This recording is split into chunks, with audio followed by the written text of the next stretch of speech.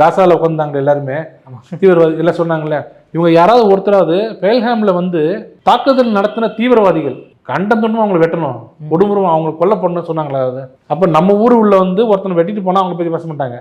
காசால பிரச்சனை என்னன்னா அவங்களுக்கு என்ன பிரச்சனை சொல்லுங்க. கூட வேற யாரும் இருந்தார்? ஜவஹர்லால் இருந்தாரா? எல்லாரும் இருந்தாங்க, கூட எல்லாரும் இருந்தாங்க. எதுக்கு அவங்க காசாக்கு என்ன பிரச்சனை? அங்கே கொல்லப்படுறது இஸ்லாமியர்கள்லாம்.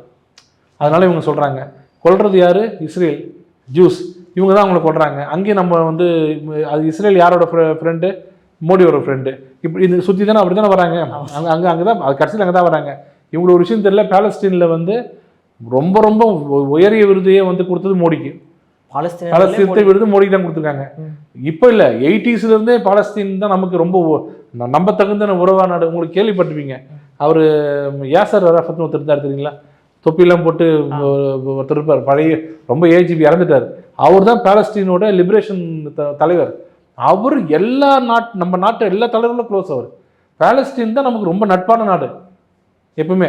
இன்னைக்கு இஸ்ரேல் மோடிக்கு நட்புன்றதுனால ஏன் அங்கே அடிக்கிறீங்க?